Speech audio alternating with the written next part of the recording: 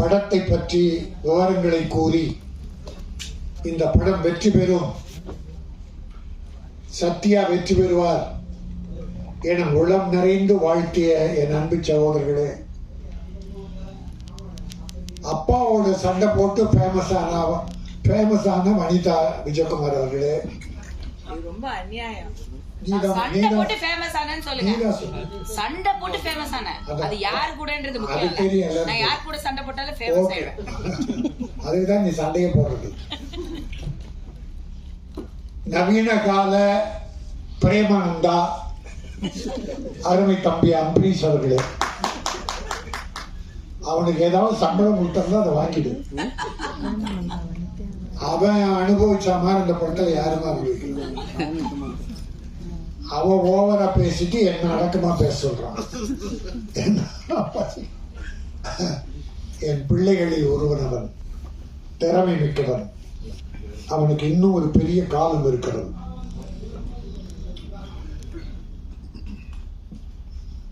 ஹீரோயினி 2 பேரை பத்தி பேசினாங்க. ஒரு ஹீரோயினி நாம எல்லாரும் சேர்த்து சுருட்டி கட்டி பாம்பேக்கு தூக்கி எறிஞ்சிட்டோம். அதை கொண்டாந்து எதுக்கு இந்த படத்துல போட்டீங்க? ஏற்கனவே பூட்ட கேஸ் அது. அதை இந்த படத்துல போட்டு அது கூப்பிட்டா வரல, அப்புறம் போன் எடுக்கலன்னா அது வராததுதான் உங்களுக்கு வெற்றி. இன்னும் அது சுமந்தாவோ சமந்தாவோ யாரது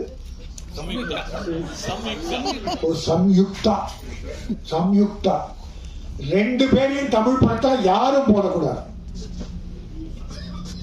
நடித்த படத்துக்கே வரலன்னா இன்னொரு படத்தில் நடிக்க கூப்பிடலாமா? மானமுள்ள தமிழன் படம் எடுத்தார்கள், மரியாதை மிக்க தமிழன் படம் எடுத்தால் இந்த 2 பேரை போடவே கூடாது. நான் பார்த்துக்கிறேன். என் சங்கத்தை நான் இப்படி பயன்படுத்த விரும்பல. எல்லாரையும் வளர்த்து விடதான் நான் பாடுறேன். ஆனால் என் ப்ரொடியூசரை, என் விநியோகஸ்தர்களை கெடுக்க நினைப்பவர்கள், வேதனைப்படுத்துபவர்கள் யாரும் வளரக்கூடாது. இதோ ஒரு வடநாட்டு பெண், இந்தி பெண் அடுத்த படத்தில் நடிக்க போகிறார். ஆனால் அவர் அன்பு அழைப்பு ஏற்று என்ன அம்மன்? கனிகா மான். மானை போல மிக அழகிய மகள். You are beautiful. அந்த பொண்ணுக்கு முதல்ல நான் தான் வணக்கம் நன்றி என்ற 2 வார்த்தை சொல்லியிருக்கேன். 2மே தமிழனின் உயிர் வார்த்தைகள். வர்றவங்களுக்கு மரியாதை செலுத்தி வணக்கம், செய்த உதவிகளுக்கு நன்றி சொல்லி கடைசியில் நன்றி. இந்த 2 வார்த்தை நான் முதல்ல சொன்னதுக்காக காரணம், நீ வரும்போது வணக்கத்தோடு தமிழகம் வா.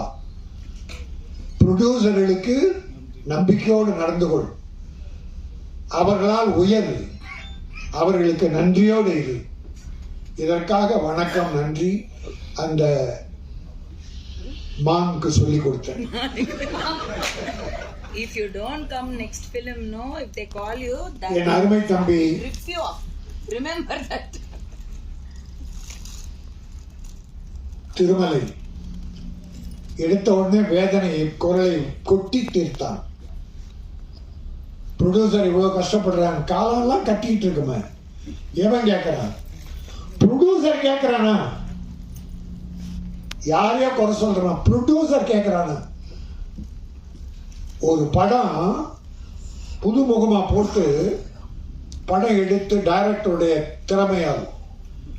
அந்த படம் அதை ரிலீஸ் பண்றதுக்கு 1 வருஷம் 2 வருஷம் காத்திருந்து இருந்த 1-2 நகைகளை வித்து வீடை வித்து எப்படியோ ப்ரொடியூசர் ரிலீஸ் பண்ணிட்டா அந்த படம் டைரக்டர் திறமையால வெற்றி பெற்று.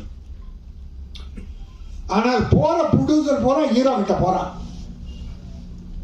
அவன் இதுக்கு முன்னால ப்ரொடியூசருக்கு என்ன வேதனை கொடுத்தான், என்ன துரோகம் பண்ணா, அதை என் ப்ரொடியூசர் தெரிய பார்க்கறது இல்லை. ஹீரோக்களுடைய ஹிஸ்டரியை தெரிஞ்சுங்க.